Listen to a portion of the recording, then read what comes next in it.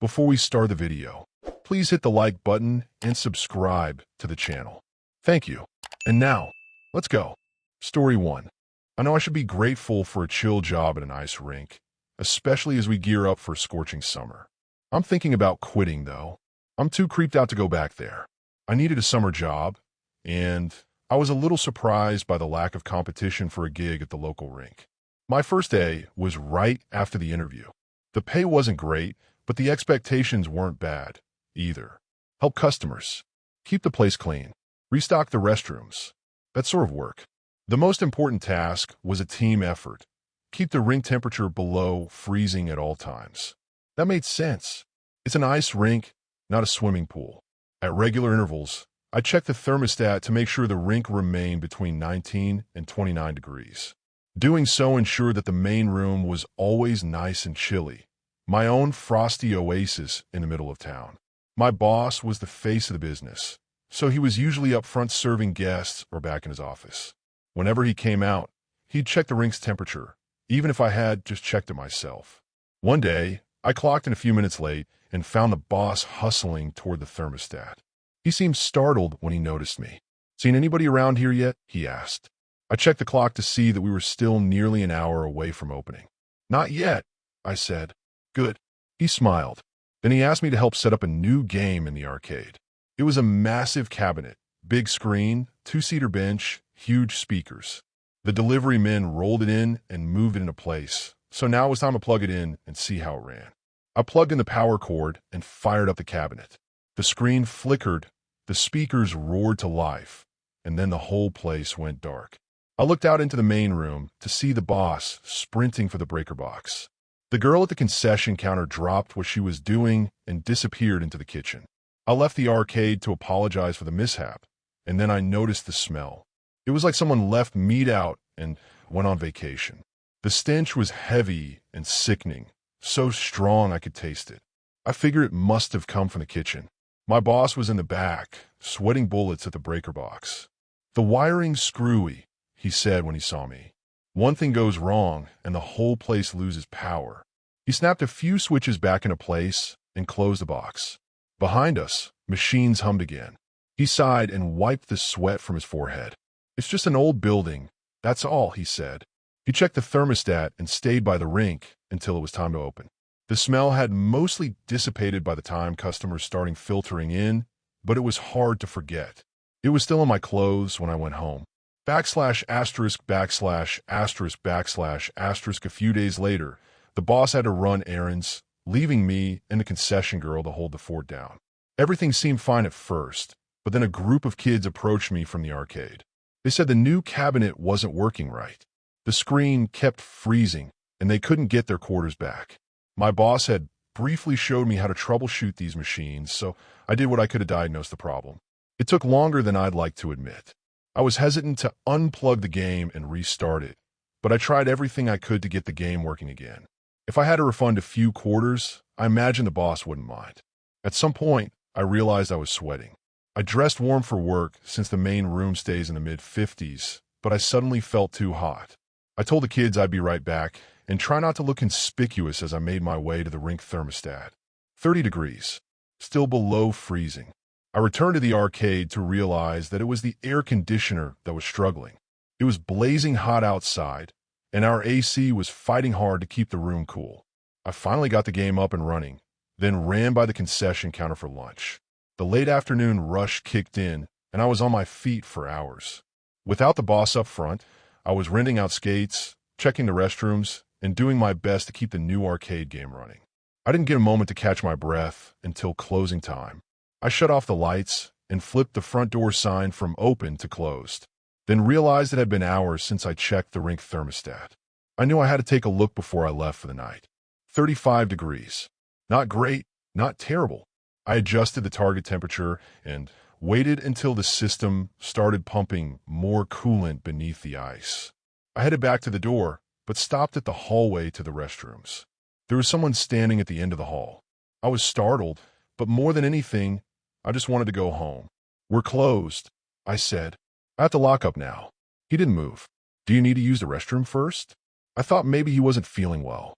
Concession food can be rough on some people's stomachs. He turned to face me. The hall was dark except for the exit light over my head, which cast a dim red glow over his face. His head hung low and he wore a vacant expression, like he was asleep on his feet. Then he lifted his head to look at me. I didn't say a word. The more I stared, the more the features of his face seemed to be out of place, like it was just a mask. His eyes looked cloudy in the red light, but I could tell that he was looking at me. Then an intense shiver came over me. It was an ice-cold chill that pierced to my core. It had to be fear, but I wrapped my arms close to warm up. Then he was gone. I looked behind me, then back down the hall. There was no one there. I didn't stick around to check the restrooms. I got out of there as soon as I could. /********* the next day, I told my boss about the man in the hall. He listened quietly and took a while before speaking. What did he look like, he asked. I described the lifeless face and the dull eyes, feeling a hint of a chill just for calling it. And he was dressed a little outdated? I thought about it. The man wore a suit, but maybe the lapels were a little too big, the pants flared a bit wide. That wasn't what concerned me at the time, though. Maybe so. My boss nodded. Did the ice rink go above freezing yesterday? It did, I said, but I fixed it before leaving last night. We've got to keep an eye on it, he said. Then he left for his office. You'll see people like that around here. It'll be okay. Just keep an eye on the rink. I looked over to the concession counter. My coworker had been listening. She only met my eyes for a second, then she went about her work. We'd be opening soon, and the heat was sure to drive a crowd our way. /********. It's a brutal summer, and when the temperatures rise so high, everybody blasts their AC. It puts a serious strain on the power grid. Yesterday, we tipped the meter too far. The power went out across downtown. My boss went out to fire up the generator, telling me to make sure nobody went near the ice. At first, customers sat in the dining area and waited to see if the power would return. I couldn't blame them. The air was still cool, and anything was better than going back out into the heat. As the day went on, though, the chill faded and there was no point in sticking around. Our customers left, and it was just me and my coworker. Our boss clearly wasn't going to get generator up and running anytime soon, so I hoped that he would just let us go. My coworker went outside to ask. The air was starting to turn muggy, so I went to check the thermostat. It had a backup battery, so I could at least see the rink's temperature. 40 degrees. It was only going to climb from there. With my back to the ice, I felt something move just behind me. The stench of spoiled meat returned, thick in the humid air. My legs quivered, but I ran for the door. I was in a hurry, so I decided to cut through the ice rink. That was a stupid idea. I started slipping immediately and fell hard on my back. I looked up into a crowd of dead faces. There were dozens of them. Dead, bloody bodies, all standing on the ice. Their faces were frozen in horrified, silent howls, while some looked as if they had been beaten or crushed. They all watched me with pale, cloudy eyes. I heard myself scream, and I scrambled for footing. I fell again and again, trying to crawl across the ice. Finally, I reached the other side and bolted to the exit. As I pushed through the doors, I could see that my co-worker's car was gone. She had the right idea. I didn't stop to lock up. /******. I took today off and called my boss to tell him what happened. He didn't question any of it. He seemed to know what was going on, so I asked for an explanation. You know the gravel lot down the street? He asked. There used to be an office building there. It collapsed years ago when I was just a kid. A lot of people died. I had never heard the whole story before. Apparently, there were so many casualties, the local morgue was overwhelmed. They had to store bodies at the ice rink to keep them cool. They were there on the ice for days until they could be moved or identified. Now I understand what I saw, but that doesn't make it any better. I don't want to go to work tomorrow. Story 2. Part 1, https://1lcy2vz/i_met_who_walk_out_the_darien_gap.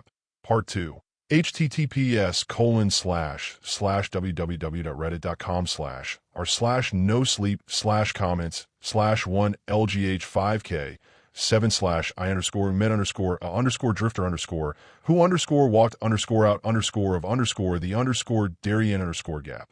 Sometimes getting places early is a good thing. I hadn't planned on arriving at my port of call until tomorrow.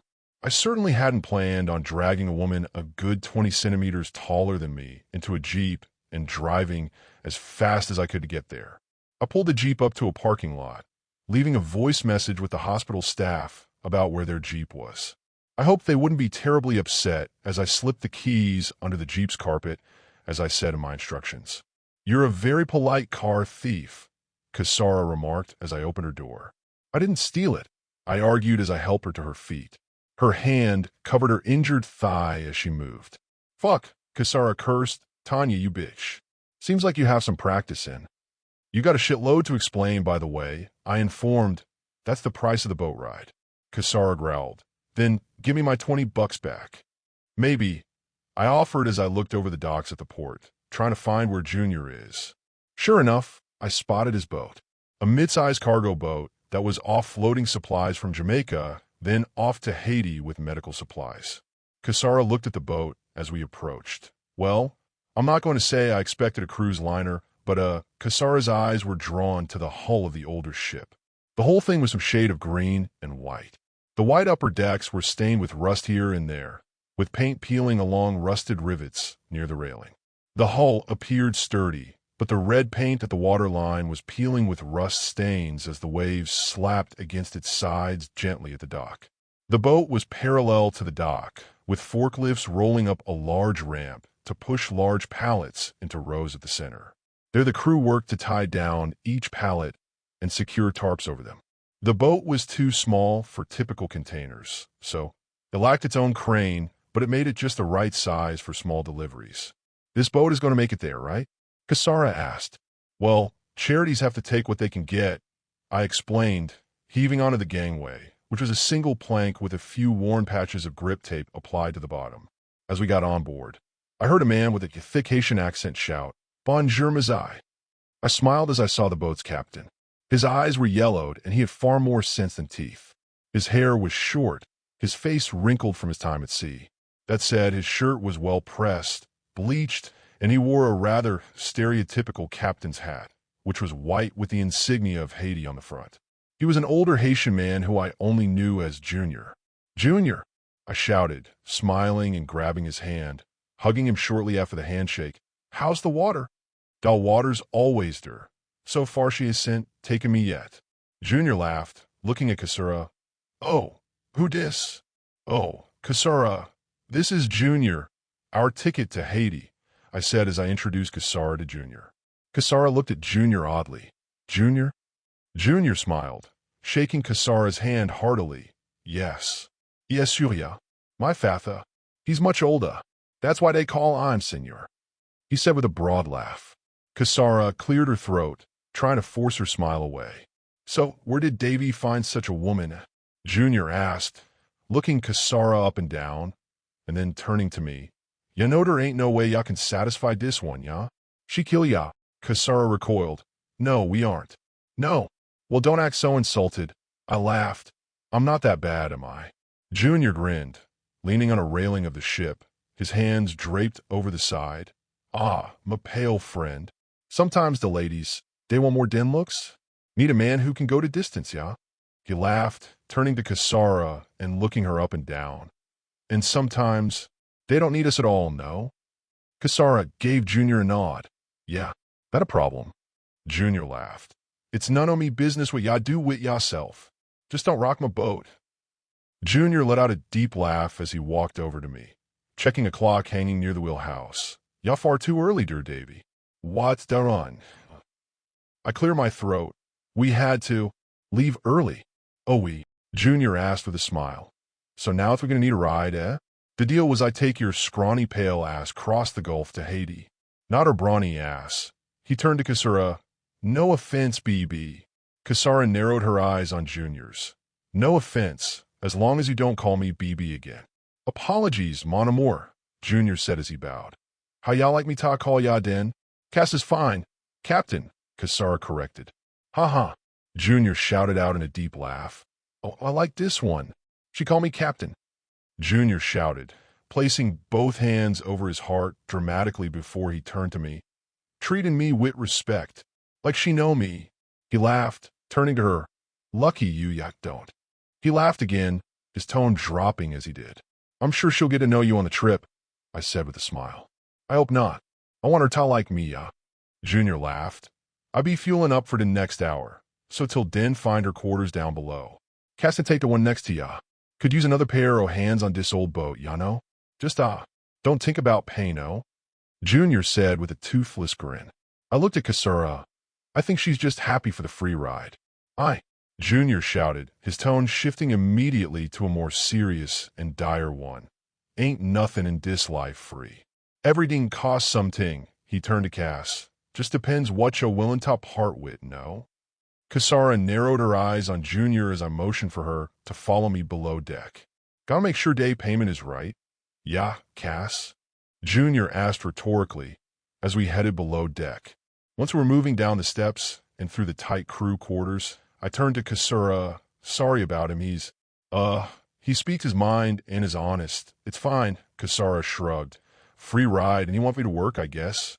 I'm fine with it. Besides, I got to do something on this boat. I doubt it's that satellite TV. Be happy it's got a radio, I laughed. Kasara sighed as we got to our quarters. It was not much, basically a closet with a bunk bolted onto the side of the hull, with some sheets and what I hoped was a clean enough bed. Kasara glanced into the one next door, sighing, lovely accommodations. You could just walk further north, I reminded. Kasara glanced at her injured leg and growled. It's fine, she relented as she limped to her bed and had a seat. Guess I'll knock out for a bit. Wake me when Captain Junior needs us. I laughed as I checked my bed for any stowaways like mice or insects. True enough to his word, Junior put us to work. Kasara worked as best she could without opening up her knife wound, and I redressed her thigh daily. Each day, she was getting better. I should be happy the knife that Tanya stabbed Kasara with was sharp and luckily didn't hit the bone. Still, Kasara wasn't the fastest on board, and I spent half my time keeping an eye on her, making sure she was off the leg as much as possible. Luckily, outside of checking gauges, adjusting some minor rigging that came loose, and helping to prep dinner, there was not much physically intensive work to do yet. It was going to be a long trip from Panama to Haiti. It was a dull and tedious 4-day journey to our first port, Kingston, Jamaica. From there, it was a quick refueling, reshuffling of supplies, and heading out to Port-au-Prince, Haiti. Junior was quick once we had moored up to the docks. Let's get dem skids unwrapped and ready fair unloading. Faster we done air, the faster we can get to the next port. He shouted. Kasara and I weren't the only crew, and we were soon undoing cargo netting and working to find a pallet jack. Something no crew member could figure out. I growled, come on guys, it's around here somewhere. Da man with da forklift loaded us in Panama. One crew member, KO'd, shouted. He was Jamaican and had the accent to match. Dunno where they stowed the damn jack. Kasara rolled her eyes, moving to one pallet. This shit has to go? I nodded. Yeah, it's gotta go, but I guess we're stuck until the forklift guys can free the next row out. I complained, looking over the first row of pallets we had unbuckled from the cargo hold and spotting the others behind them. Can you guys climb over the pallets that we unloaded and get the next ones ready? I shouted, finding it too difficult to heave myself over. The two guys I was yelling at were skinnier than me. We gotta wait, man. Chill, the other fellow, Candice, said. I think he was from Belize, if I recall. Kasara growled. Fuck this shit, I want to get going. Kasara adjusted her gloves and grabbed at the bottom of one of the pallets where the forklift would normally lift from. Cass, what are you doing? I asked.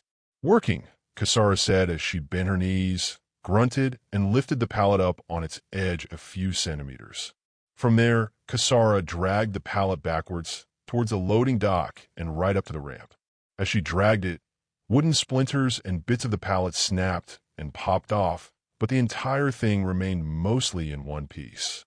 Kasara gently set the pallet down and then moved to the next one. Come on, you lazy fuck, start on the next row. I got this shit, Kasara said as she dusted off her hands and moved to the next one. Cast your leg, Dash, I tried to protest.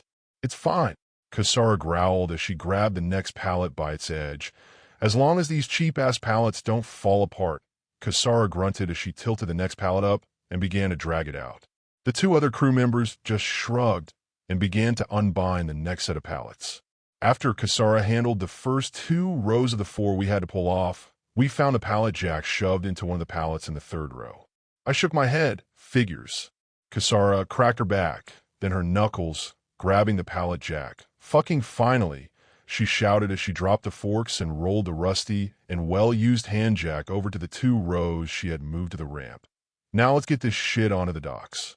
After 2 hours of us unloading, the dock workers finally showed up in their forklifts to cart off the cargo we had unlocked and uncovered. Kasara and I waited on the docks. As she leaned against a pylon, I sat on the locked handcart. Well, I patted the handcart. This made things easier. Kasara nodded. I figured it had to be buried in there somewhere. Worked in a warehouse before? I asked.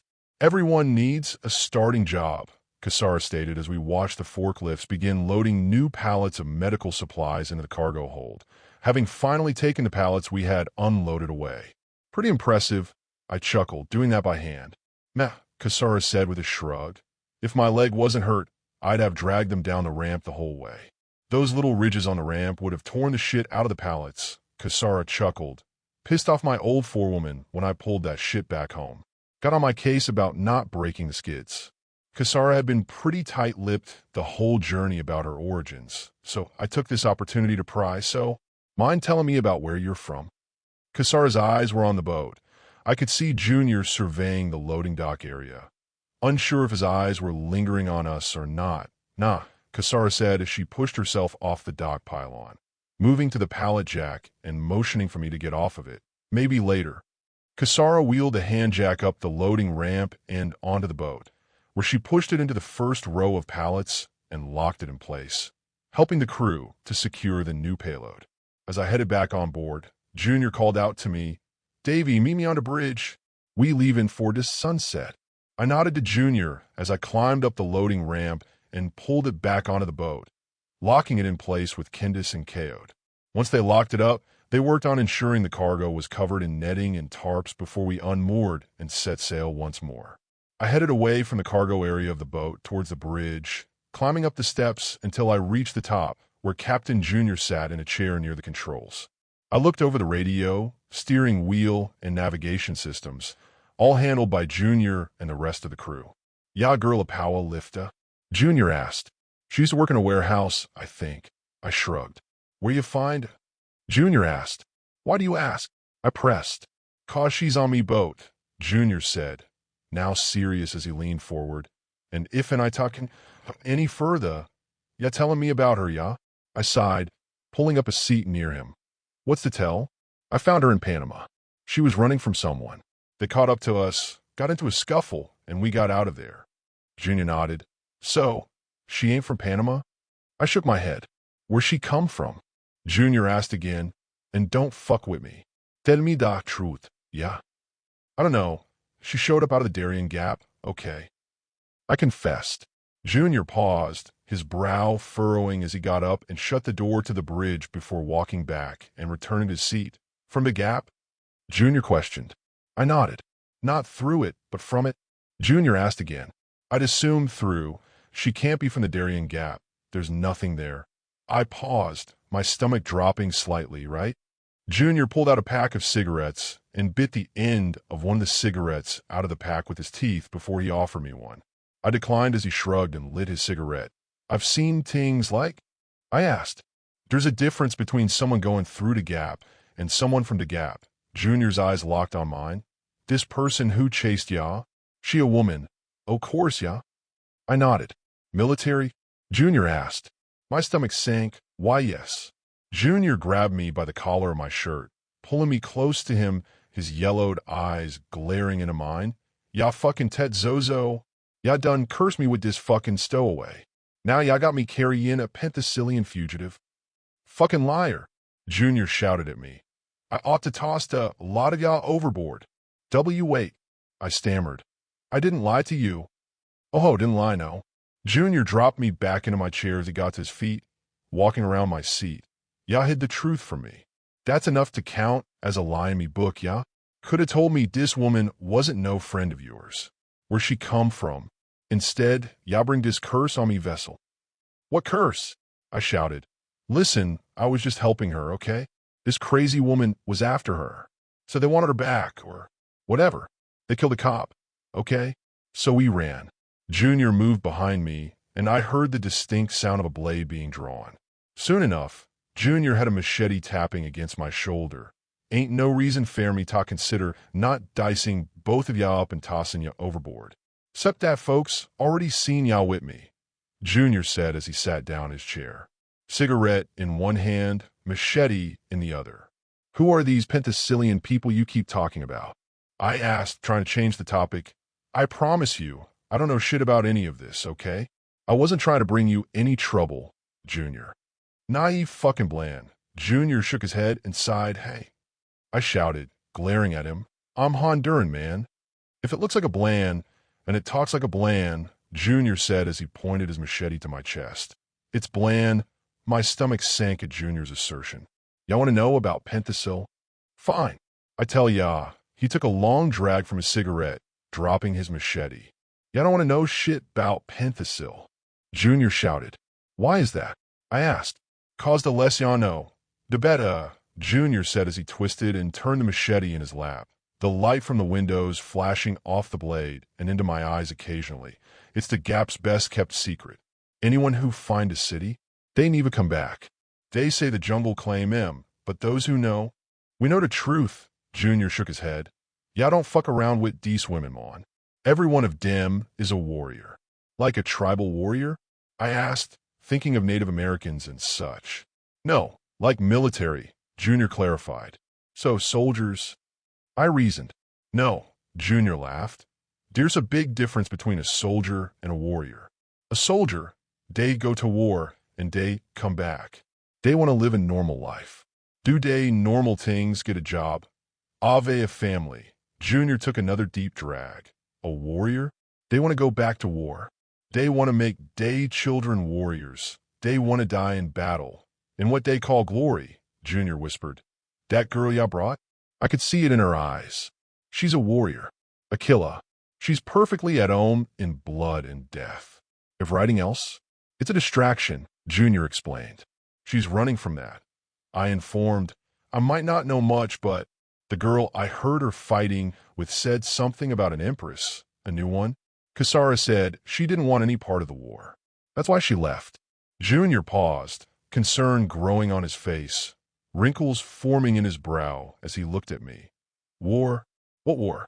Day Queen is an isolationist. Only sometimes do these insane warriors go fighting in other nations' battles. Like mercenaries for hire. Mercenaries? Who pays for warrior women to fight for them? I asked. Junior laughed. Who's fighting a group o' people who think women ought to be wearing scars and marrying men? I frowned as I considered what Junior was implying. But what do y'all mean there's a new queen and a war? Junior asked. I don't know, man. This Major Tanya said the new queen wanted to be called Empress or some shit, that there would be war. I sighed. I thought she was crazy. Junior reached over to a radio, picking it up and calling out, Candace, bring me Cass. He hung up the radio without waiting for a reply. Why do you want her? I asked, my eyes drawn to the large machete in Junior's lap. Cause y'all weren't lying, Junior said as he got to his feet. Y'all don't know shit. I sighed in relief. But let's see what Cass is willing to tell us, Junior said as he slid the dull end of the machete under my chin. Forcing me to look up at him, yeah? I swallowed hard as Junior moved his machete back and forth under my chin, and I was thankful it was the backside. Still, it wouldn't take much to flip it over and slice me.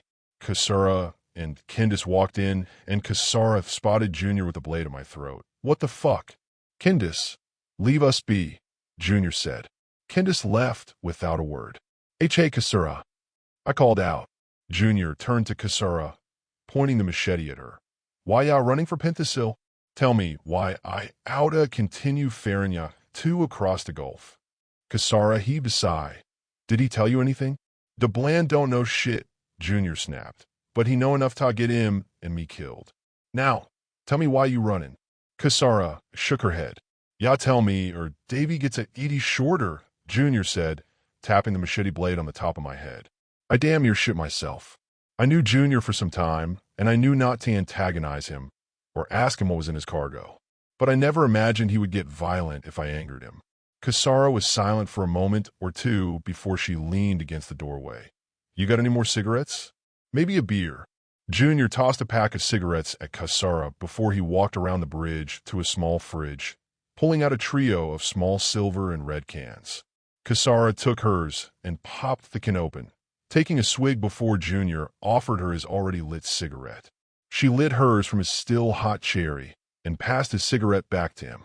Junior had a seat in his chair, motioning to Kasara, "Spill it, Cass." Kasara heaved a heavy sigh. Things were the usual. Okay? Then this bitch showed up. Kasara shivered. She cut through her defenses like nothing had a pair of women with her that. They had abilities that Kasara shook her head. Mages.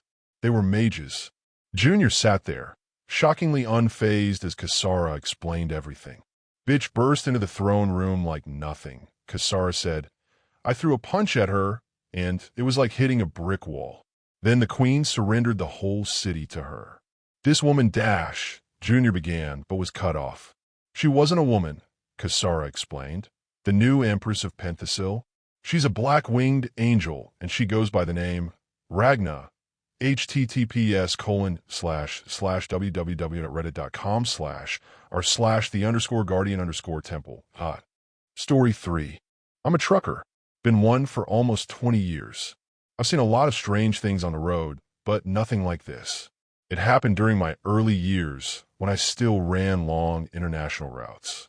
The kind that cut through nowhere, threading across mountains and ghost towns. I was somewhere in northern Spain, driving through the Babia y Luna Natural Park, heading toward Portugal. The landscape was breathtaking. Mountain peaks, still lakes, forest thick enough to swallow you whole. What it didn't have was people. For hours, it was just me and the road, the only signs of life being the occasional rusted marker for some municipality I never saw. Still, it was peaceful. Just me, my truck, and the radio. Until the silence started getting to me. After a few days without human contact, I found myself craving a hot meal and a voice that didn't come from the speakers. As the sun dipped behind the hills, I spotted a sign, finally. A service station up ahead. By the time I reached it, night had fallen. The parking lot was dark, lit only by a single flickering lamp that barely held back the shadows. A handful of cars sat scattered across the lot, their windows fogged with cold. Above the front door, a buzzing red neon sign blinked in a language I couldn't quite read. Inside, the lighting was dim, the air stale. A few patrons sat hunched in booths, nursing beers or staring at empty plates. Behind the counter stood a short, stubby man with a thick mustache. He scowled when he saw me. Buenas, I said, summoning what Spanish I still remembered. La cena, he grunted, tossed me a menu, then turned away to pour someone else a drink. Si, cerveza. Una, I added, settling into a seat at the counter. The beer came cold and frothy. The food, when it arrived, was surprisingly good, or maybe I was just that hungry. A couple more beers later, I asked for the check. Then, remembering I wouldn't see another stop for miles, I asked about the bathroom. The man glanced at the clock behind me, then looked away quickly. With what felt like hesitation, he handed me a key and pointed toward a hallway at the far right of the diner. As I turned, he grabbed my wrist tight. No, numero tres, he said, holding up 3 fingers. No bueno. I nodded slowly, not sure what he meant. I made my way down the hallway and found a bathroom door. It stuck, like it hadn't been opened in days. I forced it open and stepped inside. The place was filthy. Dust and cobwebs clung to the ceiling, grime stained the tile, and the mirror above the sink had turned matte with age. A faint fluorescent buzz echoed off the walls. There were 3 stalls. The furthest one had a paper taped to it. Out of order, I guessed. With a sigh, I stepped inside the closest stall. The door let out a tired groan as I closed it behind me. The lock clicked into place with a reluctant snap, like it had been years since it was used. Inside, the light felt dimmer, though it was just the same flickering bulb overhead. Shadows pooled at the edges, and the walls sweated with old moisture. It smelled like piss and bleach, an acrid, chemical sour that stung the back of my throat. I sat down. The toilet seat was cold. Not just in used cold, unwelcoming. My legs tensed automatically, and I forced myself to relax. I leaned forward, hands on my knees, trying to breathe through my mouth. I sat there in silence, letting the hum of the fluorescent light settle over me like a film. The smell of bleach hung sharp in the air, but something mustier lingered beneath it. Wet concrete, mildew, and a trace of something sweet and metallic, like old blood soaked into tile. Then I heard it, a thud, faint but distinct, from a far end of the bathroom beyond the row of stalls. At first, I thought it might have been the plumbing. Old buildings groan sometimes. Maybe the pipes were shifting in the walls. But it came again, lower this time, heavier. It didn't echo through the walls like a vibration. It landed in the room itself, dull and full-bodied, like something hitting the ground. I leaned forward and glanced under the stall. Nothing. No boots, no feet, no sign of movement. Just grime-stained tile and the slow flicker of dying light. The smell thickened, moist fabric and rust. Something sour crept into my mouth, the taste of copper curling on the back of my tongue. My instincts flared. I wasn't alone anymore. Then it came again, louder this time, a groan dragging through the air. Long, tense. I recognized the sound immediately. A stall door. One of them was opening. My stomach tightened. I swallowed, but the knot in my throat held firm. I tried to speak, to say something, anything, but my tongue stuck. My lips parted, then closed again. Another thump followed, then a pause, then another. Heavy, uneven footfalls began to move across the bathroom, slow and labored. With each step came a dragging sound. It was soft but thick like wet rope or cloth being pulled across the floor behind it. The steps didn't sound right, too measured, too slow. Not like someone walking, more like something trying to remember how. I leaned forward again to look under the divider, but saw nothing, just more empty tile. Still, the sound grew louder, closer. Each step brought it nearer in an awful rhythm, scraping and thudding across the floor until it reached my stall. It was then that the dragging stopped. The air felt heavier than before, like the room was shrinking around me. I could feel it, whatever it was, standing on the other side of the door. My hands moved to the latch. They were slick with sweat. My chest felt too tight, heart hammering like it wanted to escape before the rest of me. I couldn't see anything, but I knew it was just outside the stall, standing there, facing the door. The air felt wrong, warmer, like breath. My skin crawled. Every instinct screamed to keep still, to be silent, to disappear into the metal and tile. But my hands moved anyway, slowly, as if someone else were controlling them. I reached for the latch, pressing down hard, as if that thin bit of plastic could keep whatever was out there from coming in. I leaned forward, careful, trying to angle my head low enough to peek under the stall, to confirm it wasn't just nerves, a trick of isolation. But before I could look, the door jolted. A sharp, violent pull from the other side. My body snapped upright, heart hammering in my chest. I pressed harder against the door, both hands now on the latch. It yanked again, and again, repeated, jerking tugs that rattled the metal, shaking the entire stall with a brutal rhythm. The door clattered in its hinges. The latch scraped in its slot. My fingers went numb from how tightly I was holding it. There was no breathing on the other side. No voice. Just force. Each pull made the door flex outward, as if it might tear loose entirely. The metal groaned under the pressure. My teeth clenched as I leaned in with all my weight, heels sinking in the grimy floor. The fluorescent bulb above buzzed louder. The walls felt closer. My ears rang. I could smell it now. Whoever, whatever is trying to get in. Damp, rotten fabric. The reek of moldy paper. Sweat. Soil. Something that had been underground too long. Tears welled in my eyes. My throat clamped shut. Every muscle burned. And then, just like that, it stopped. No warning. No sound. Just stillness. And then the footsteps started again, slow and heavy, dragging away from my stall. Each step smearing whatever it trailed behind it back toward the end of the bathroom. Back toward stall number 3. A long, groaning creak filled the air. The sound of a door, that door, easing open and closing. I didn't wait. Still fumbling with my belt, I pushed the stall door open with my shoulder and stumbled into the main aisle. My legs moved on instinct, carrying me toward the exit. Then I heard it again, that same groaning creak. Behind me, the door of stall number 3 was opening. I turned my head, just enough to catch a glimpse. Something dark pushed against the inside of the stall, black and rotten, with long fingers stretching too far, curling around the edge like it was testing the air. The door eased open another inch, and something shifted behind it. I didn't stay to see more. I flung the bathroom door open and crossed the threshold, and stopped. The diner wasn't the same.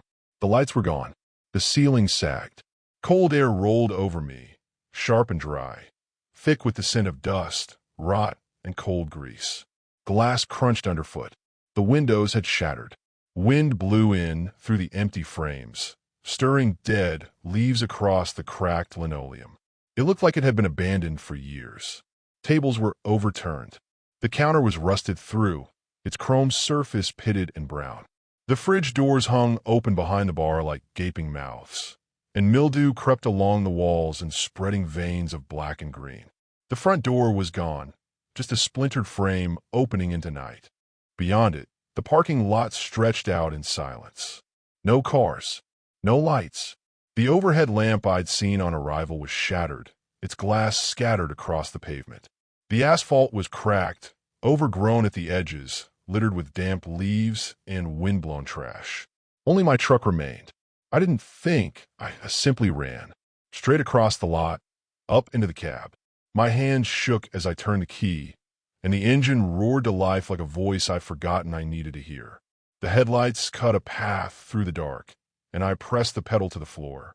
I didn't look back. I don't know what was behind that stall door, but whatever it was, I saw it from the rearview mirror standing at the door. Story 4. I don't know if I should go through with it, quitting my job, that is. It's a sweet gig. I get 8 hours of silence per day, valued at roughly $14 an hour.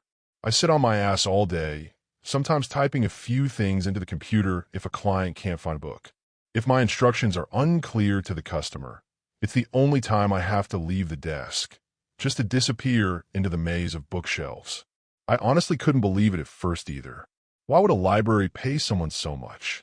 I'm not particularly interested in books, and they weren't really looking for a graduate either. So I guess it's a win-win for all parties involved. I clock in at 9 a.m. on the dot, and I have to clock at 5 p.m. on the dot too. It's in my contract, which isn't out of the ordinary, but my employer insists on it. It's part of the rules, he says. Once I clock out, I'm free to stay in the library and dick around or eat snacks before going home. The owner, my employer, doesn't mind me staying as long as I don't get too loud. Today, I heard a weird noise when I clocked in. I looked around, looking for its source, but there was nothing. Weird. It's an old building, so surely nothing out of the ordinary. I made myself some coffee before sitting my pretty ass down behind my desk, tried to put on my best customer smile. I think my boss wants me to stop calling them customers. And I guess he's right. We don't sell anything, except maybe a subscription, but nobody asked about it yet. I'll probably call them regulars going forward. I often see the same people after all. I checked in some books throughout the morning, not noticing it was the same blonde lady coming back each time. Well, that is until her 4th visit at least. That's a lot of books, I said. I tried to start up a conversation, which seemed to startle her a bit. She lifted her gaze to meet mine, which is the moment I took in the full features of her face.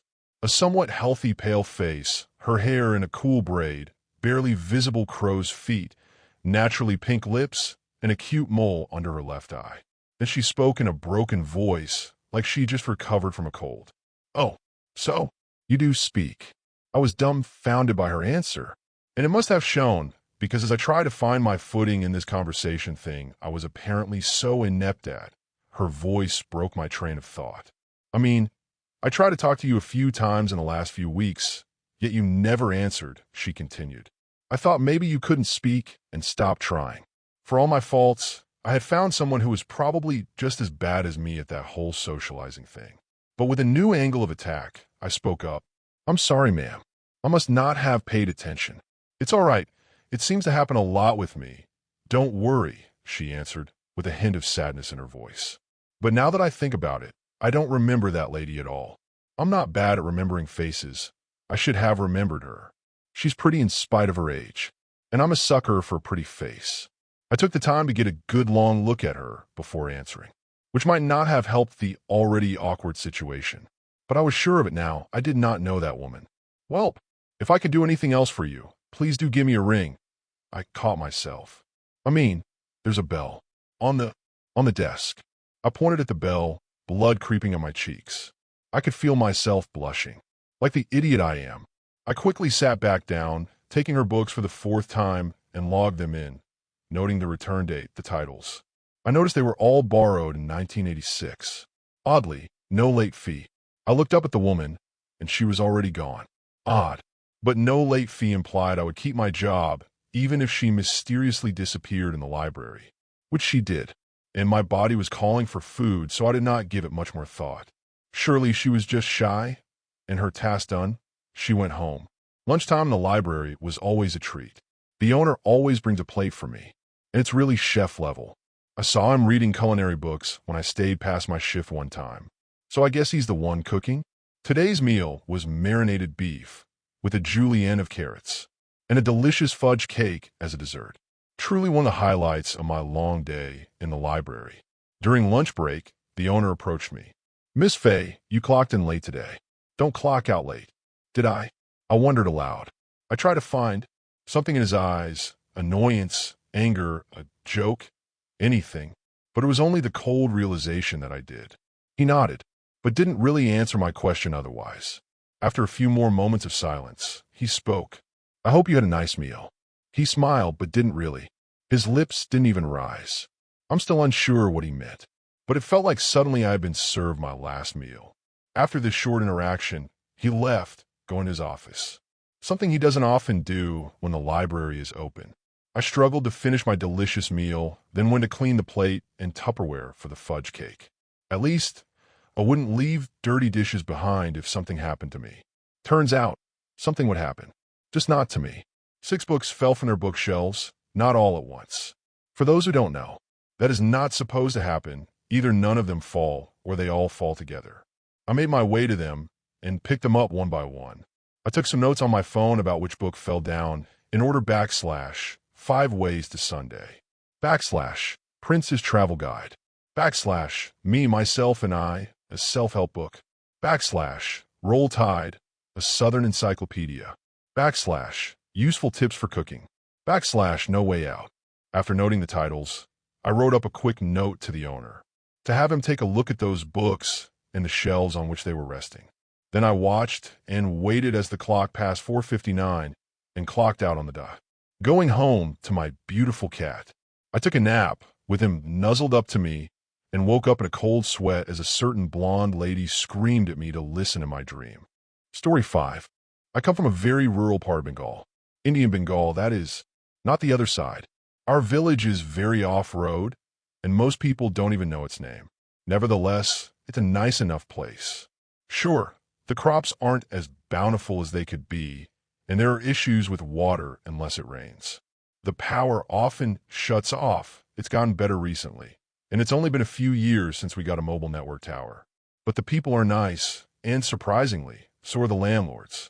Their money has ensured we have a better school and clinic than every village nearby, and they help out with loans whenever we need some cash, though I've no idea where it all comes from.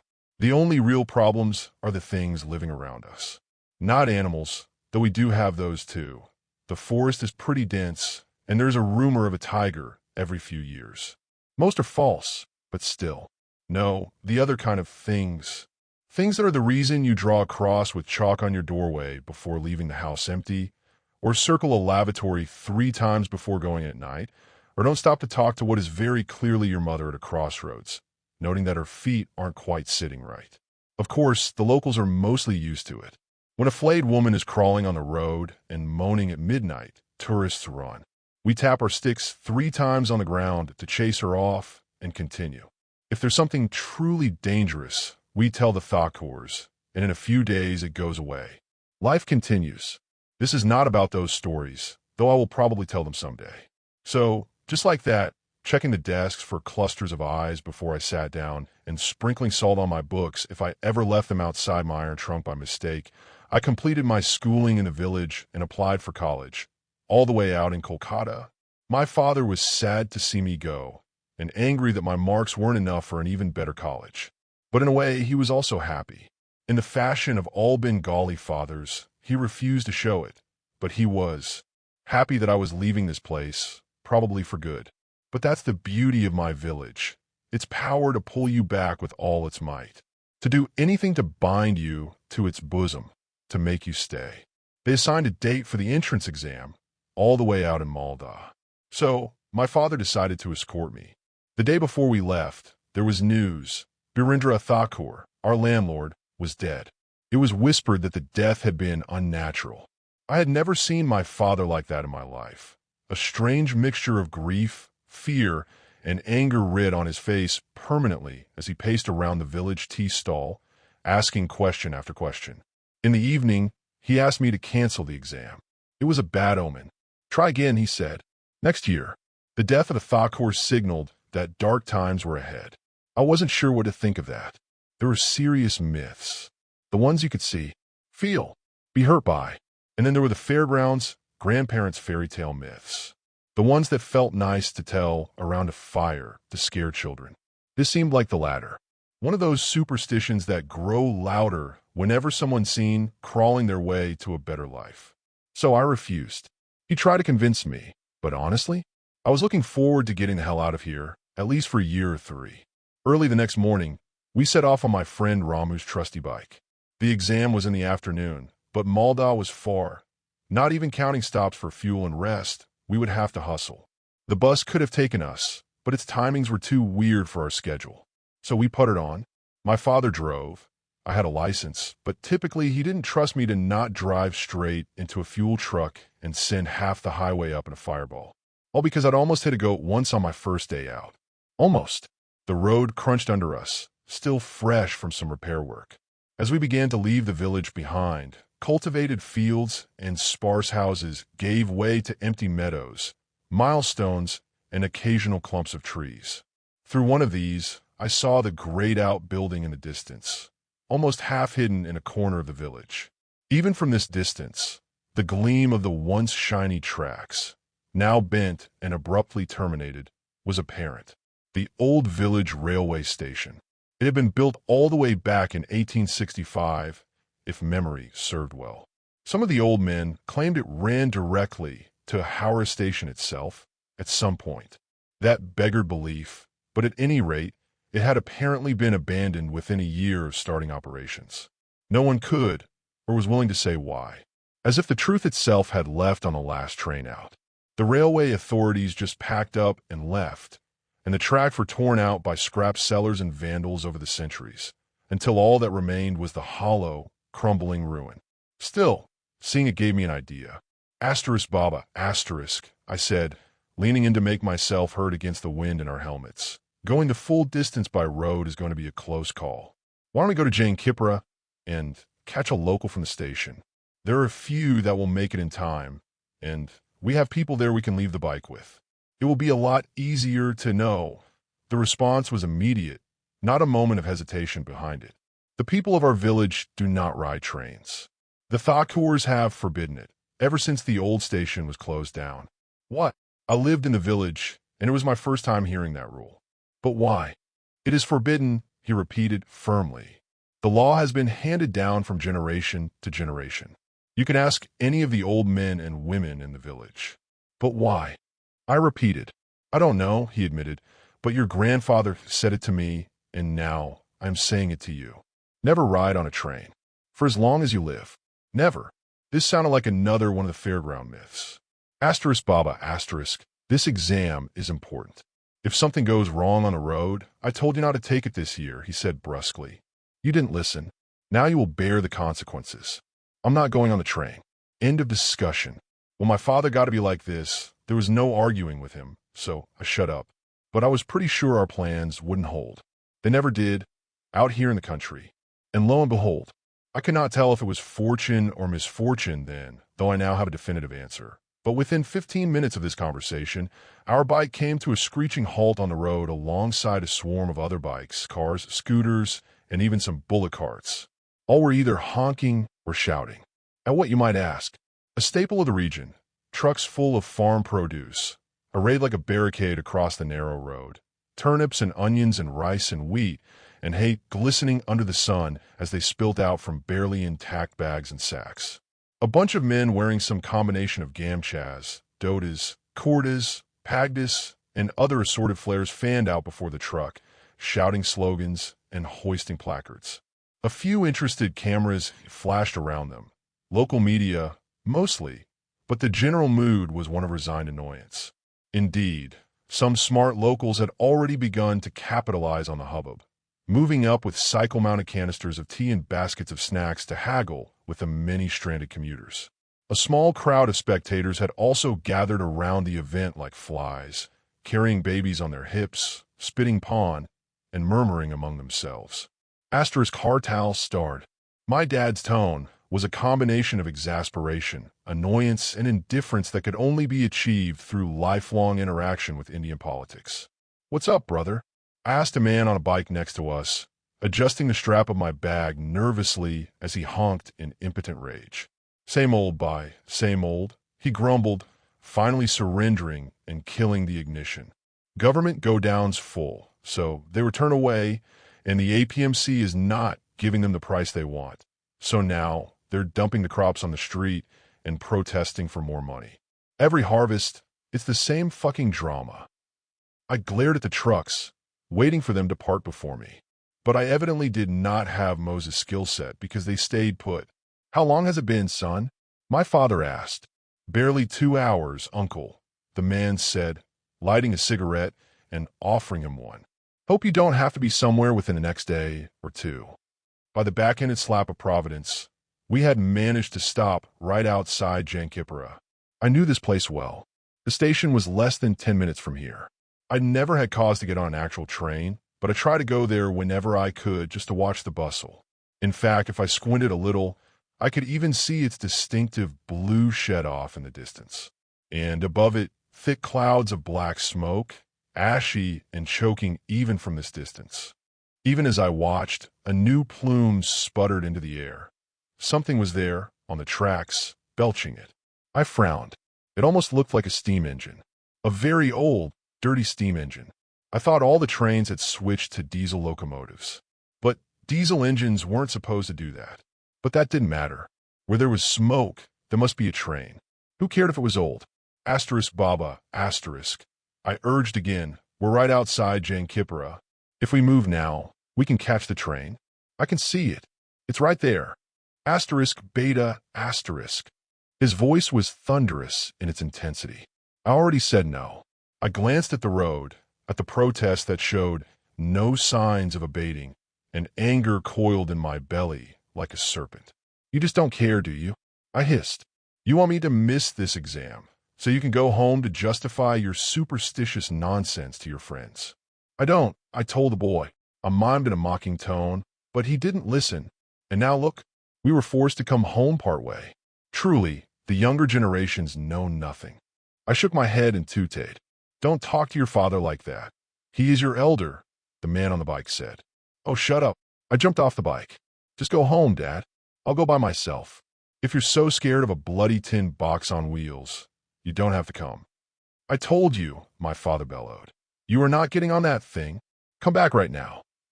"Bye," I said simply, turning my back. "I'll call you after the exam." I took off on foot, but I had barely been walking for a minute or two when I heard the telltale puttering of Ramu's bike behind me once more, and my father slid to a stop beside me.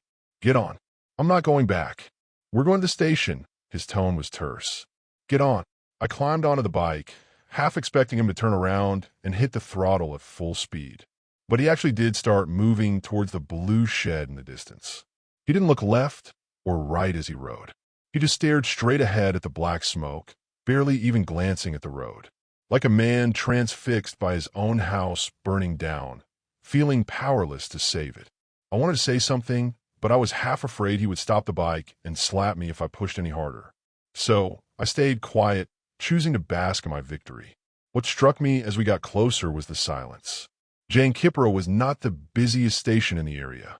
It wasn't even a junction station, after all.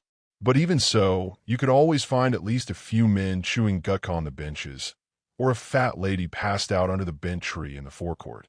If not that, you could always count on the old coolie sleeping on his cart, too weak to carry any luggage anymore, but kept alive to work by sheer inertia. But now it was all empty. As we ascended the steps, even the occasional sound of birds in the air faded away. I heard my father murmur under his breath, probably a prayer. "Maybe everyone's already boarded," I said as we stepped into the station proper. The words sounded absurd before they even left my mouth. The platform was just as deserted, the few benches empty, tea stalls abandoned, newspapers flapping gently on stands in the breeze. A breeze that was warm, heavy with the promise of ash and rust. Though I could never have admitted it out loud, I was beginning to share my father's trepidation. Maybe there was a perfectly rational explanation, but my skin was tingling. That sixth sense one developed growing up in a place like Chegar. The wrongness in the air that hung around when something was bleeding in from the other side. "So, are you sure the Thakurs won't excommunicate us for this?" I joked, trying to ease the tension, but the air only grew tauter when he did not respond, his eyes frantic like a deer's as they scanned the area. For what felt like forever, we stood there, right on the threshold, somehow unable or unwilling to go deeper. Around the corner of the small archway that led onto the boarding platform, I could still see hints of that black smoke, occasionally coiling past in puffs. The air grew uncomfortable somehow, like I was wearing a straitjacket, like it was trying to hem me in. "Dad," I finally whispered, my resolve cracking, "I don't like this." My knuckles whitened against the straps of my bag. He glanced at me. "We need to leave. Now." "Leave? Nonsense." We both froze at the unfamiliar voice, heavy and drawling, studded with the polite indifference of customer service. There was a man now, before us, where there had been nothing an instant earlier. He was dressed in a sharp, archaic black waistcoat, tails expertly parting to the sides. A massive top hat, like that of a circus ringmaster, obscured his face, save for a toothy, practiced grin. A gold pocket watch hung from a chain in his pocket, which he pulled and checked before closing the lid with a sharp snick. "The train is already behind schedule, sirs, and we can't leave without our final 2 passengers." He spoke in heavily accented English, barely legible. The few visible features of his face shifted even as I tried to focus on them, skin shifting from dark to brown to black to white to olive, and in 1,000 other hues. The only thing that lingered was that easy, ingratiating smile. 2 passengers? I hesitantly pointed at myself. The man laughed, leaning back, almost breaking in half like a wishbone before jolting upright again. His movements interacted weirdly with the world around him, seeming fundamentally wrong. He looked painted on, for lack of a better phrase, as if reality were a canvas onto which he had imposed himself as an altogether foreign edition. When he straightened, he held a sheaf of papers in his hand, which he quickly glanced through before pulling a page. "Ah, a jokester in our bogie today. Look around, young man. See anyone else on the platform?" "Of course not. They've all boarded. And on time, if I may add." He handed the paper to me. "There, our last 2 names." The paper, which looked clean and waxed in his hands, crumbled and yellowed as soon as he handed it to me, streaks of suspicious red on its corners. It looked like a passenger manifest, but the only thing on it was a few words, scrawled without regard to fields and boxes. Like a child had mutilated it with a crayon. Our full names. In a daze, I tried to hand it back, but it crumbled in my hands. "Ah," he raised his hands, which I now saw were covered in 2 white gloves. "Well, won't need that anyway, now that I have who we're expecting. Come, we're already late." He was now behind us. No steps, no intervening movement, just present, his arms around our shoulders as he ushered us towards the smoke. He had us so off-kilter that we barely resisted, but it would probably have been useless anyway. "God, the bosses would have my hide if they knew I left you standing here for so long," he said with saccharine regret, talking directly into my father's ear. "What kind of conductor am I?" "Lousy. Please don't file a complaint." "You won't, right? We could barely stutter something out before he had thrust us into the smoke. A sharp smell immediately assaulted my nostrils, like burning hair and curdling eggs mixed with half-burning coal. The conductor hauled us forward even as we coughed and retched, muttering automated apologies under his breath. But after a few painful seconds, the smoke fell away, rising now above our heads, and we beheld its source. If not for the phone in my pocket, I would have believed we just traveled back through time. Standing in front of us, massive and powerful and resplendent in black and gold, was a steam locomotive pulled straight out of centuries long gone. Sound returned just as suddenly as it had disappeared, as the engine released a piercing whistle, every gold fitting and trim rattling in anticipation of movement. And then we were surrounded by noise, chugging motors, shaking nuts, roaring boilers, hissing steam, gurgling smoke. A din all around us, suffocating every thought, every impulse except the conductor's voice. "Come, she's raring to go," he called, gesturing at the first compartment on the train, right behind the engine, almost pitch black with some gray mixed in, along with golden patterns of branches and leaves. "Wait, we don't have a ticket," I shouted over the noise, though I suspected he would have no trouble hearing. "You don't even know where we're going." "Chegar de Malda," he shouted back, grin ever present as he tapped his hat.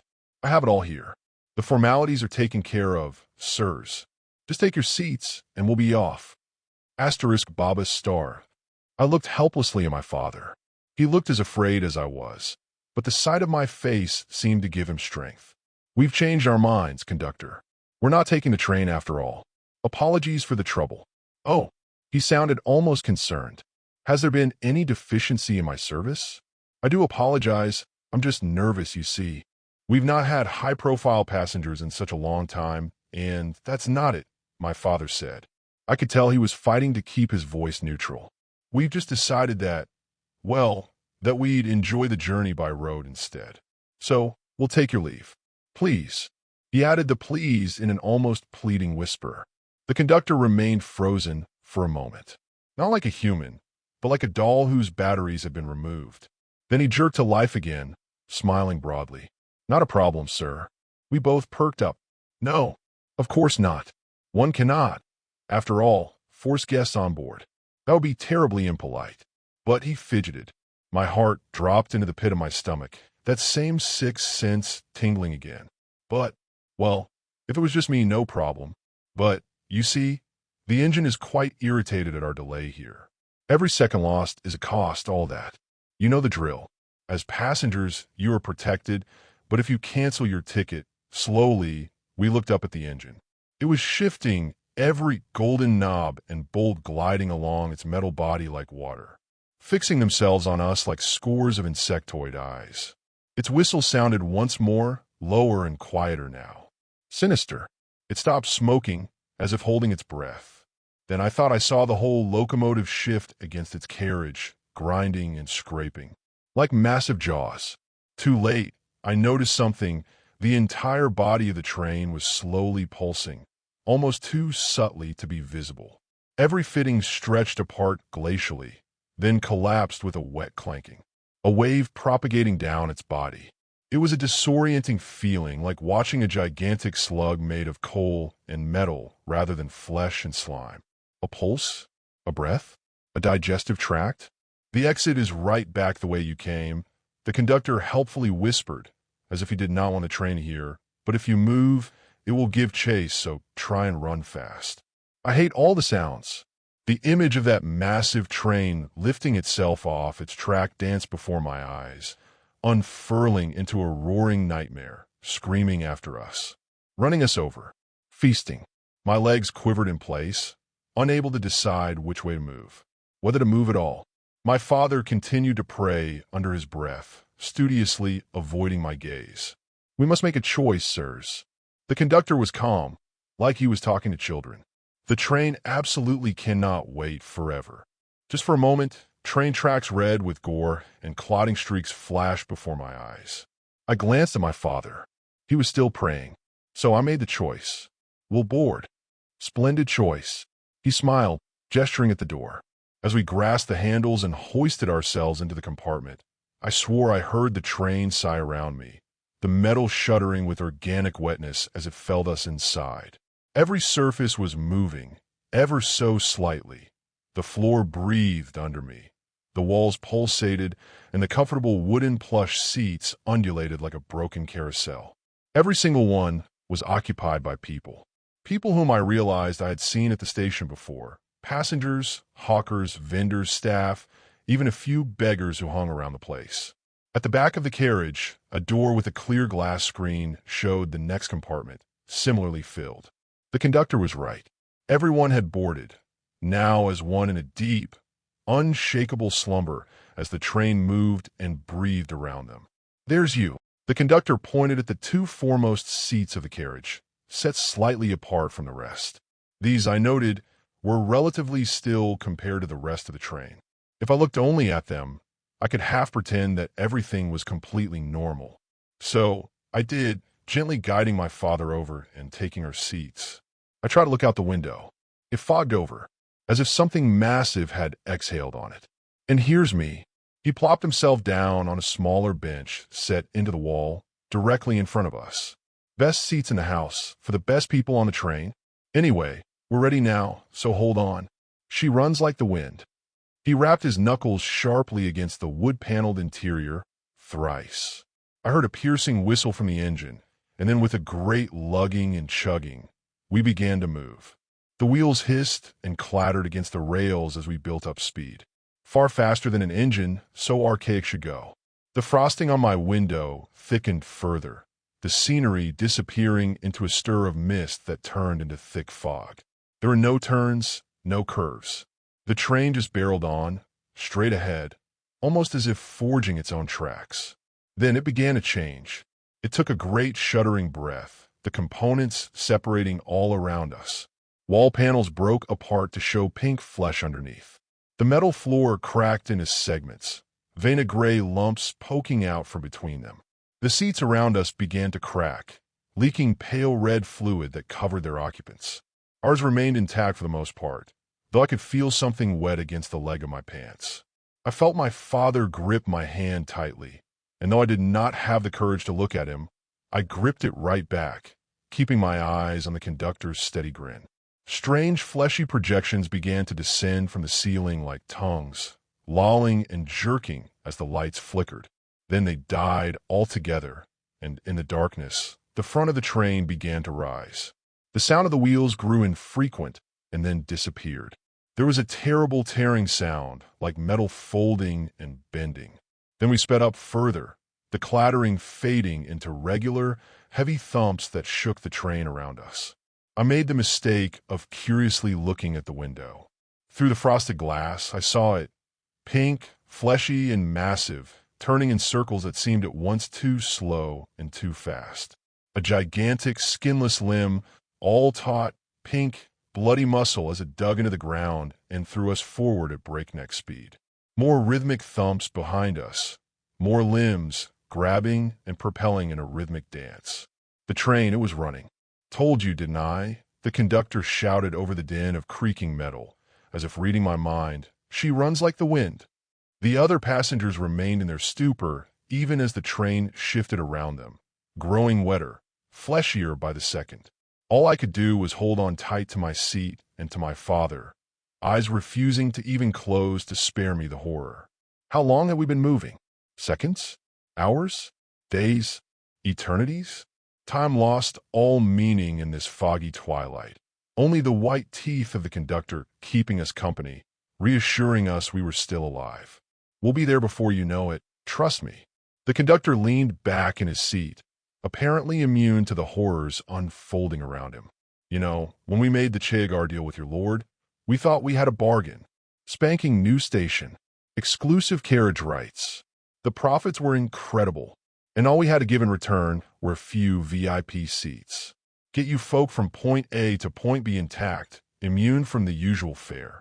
Then we show up, first day, festooned with banners and welcomes, and the station's empty." He made a poofing gesture. "The next day gone. Someone shut the damn place down. Can you believe the nerve? You people haven't shown up on a single station since. and we've been to them all, running laps round and round, searching for a single passenger for Cheagar. One. Haven't we, girl? The train responded with a deep, keening groan, components whining like a starving dog. The compartment shuddered and breathed around us, and the legs continued their relentless routine outside. Do you know what went wrong? Even through his hat, I could feel his gaze boring into me. My father and I exchanged sidelong glances before shaking our heads simultaneously. We don't know anything, he said softly. Please, you must believe us. The conductor grinned again. Relax. Whatever happened, you're here now, and we're just raring to serve. He checked his watch again. The snicking of the lid had a certain finality to it, like a coffin being sealed. Speaking of which, it's almost feeding time. Feeding time? I stuttered. Running on time takes a lot of juice, you know. Cole just won't cut it. He nodded at something behind us. A wet, slurping noise. Our hands slipped apart in horror as, provoked by the sound of the watch, the tongues of the train danced to life, descending upon the passengers. Their seats morphed, cushions mutating into balloons of flesh that wriggled as they swelled around their limp bodies. The tongues grew longer, stiffening like massive needles. And then they jerked in lightning-fast motion, falling as one onto the crown of their heads. It was less than a second of contact, barely visible to the naked eye, as each tongue pierced straight through the skull with a brief, soggy crack, pulsing as it injected something. For a moment, nothing happened. Then, all at once, skin began to break into blisters, and then sagged as the underlying flesh melted into slag. A pinkish, reddish fluid began to pour out of the rapidly deflating bodies of the passengers, streaming from every orifice.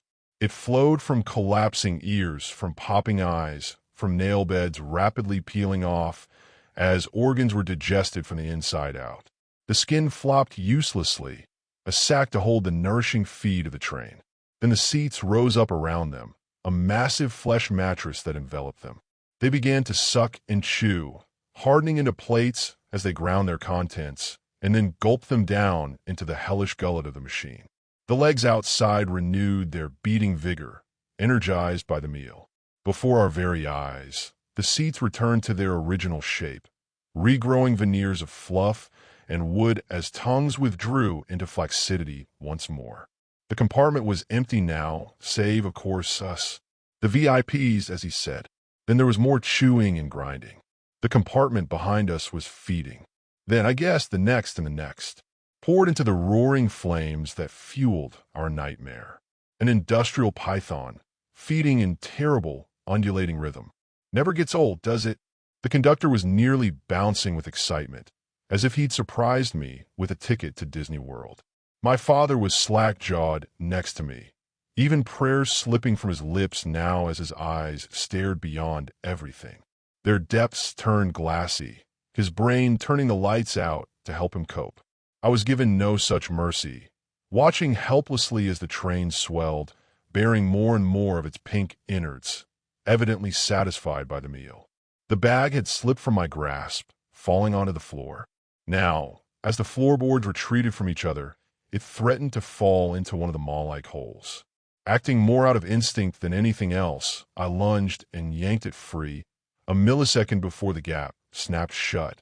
I couldn't lose my admit card. Not after all the trouble. Careful about your luggage. It can be quite peckish when it wants. For the first time, the conductor's voice trailed off, uncertainty entering his tone. He was, I noticed, looking straight up. Oh no, he breathed. Oh boy. I looked up, just in time to see a tentacle descending, its stiffening tip aimed straight for me. No, down, girl. That wasn't the deal. The train stabbed down. My body moved before I could think, throwing my weight to the side, avoiding the lethal injection by an instant. Its side smashed into my shoulder. Bones snapped like twigs. Then the seat was there, growing, swelling around me.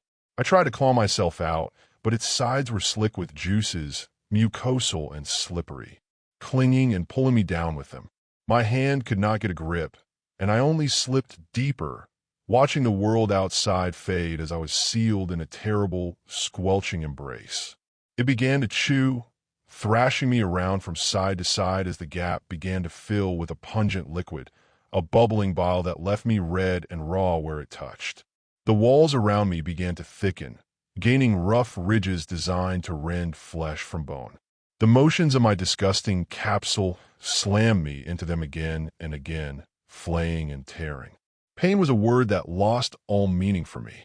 My mind finally decided I had had enough, sealing my thoughts in a warm bed of nothingness as my body was ravaged. I floated in a comforting world, devoid of any sensation, only dimly aware of being eaten. Perhaps for the best. I'm not sure I would still be sane if that experience had been mine in full. Eventually, that nothingness too began to fade. I saw our house, the wooden dinner table wiped clean, more pristine than it had ever been. I saw my mother. She extended her arm to me. She was holding a glass. Black milk sloshed inside, glittering like obsidian. I reached out to take it. Then, hands on my wrists. Someone was pulling at me. I was jolted back to life, and pain was there, lancing into every tortured, half-eaten fiber of my being. I screamed into the fiery digestive around me, grabbing onto my savior like a man possessed. And I was pulled slowly, torturously, out of the horrifically maternal embrace of the pseudo-sack, unwilling to relinquish me. When my senses returned, I was vomiting black liquid onto the floor, shivering in a fetal position. Above me was my father, eyes wild as he stared down at me, one slimy hand free of the seat chamber, the other still partway inside. Behind him, the conductor was standing like a statue, his grin melted away, unwilling to help. Or maybe unable. I opened my mouth to speak, to warn him to pull himself free. The sack clamped down on his arm and began to chew. He began to scream. Time passed in flashes. I was on my feet, heedless of my own condition, pulling. The arm was stuck in a vice grip that I had no chance of breaking. I pulled harder, harder, and harder, and harder. The conductor was shouting, but his words barely reached my ears. I kept pulling. Something began to give way, like the roots of an ancient tree, tilting, breaking free in a violent storm. Then there was a pop, a terribly loud and clear one, and resistance disappeared. I crashed to the floor, my father limp and heavy on top of me as I tried to hold both him and myself up. Everything below his left shoulder was now gone, the stump rapidly sizzling and clotting under the effects of the train's digestive juices. There was no blood. I could almost pretend he was uninjured, with the way he refused to cry or scream. He only stared, first at the stump and then at the mouth, still chewing. No, no, no. The conductor stomped over and stuck his hand into the still chewing mouth, fearlessly fishing around inside while fixing his eyes on us. This wasn't how it was supposed to go. What a fucking disaster. My father had stopped bleeding entirely, the last few trickles disappearing behind a massive D. That's it for today's creepy Reddit tales. Before we go, I just want to say a quick thanks to all of you for watching, liking, and sticking around. You guys keep this channel going, and I'll be back soon with more stories that'll make your skin crawl. Drop a comment if you've got your own spooky tale to share, and I'll see you in the next one.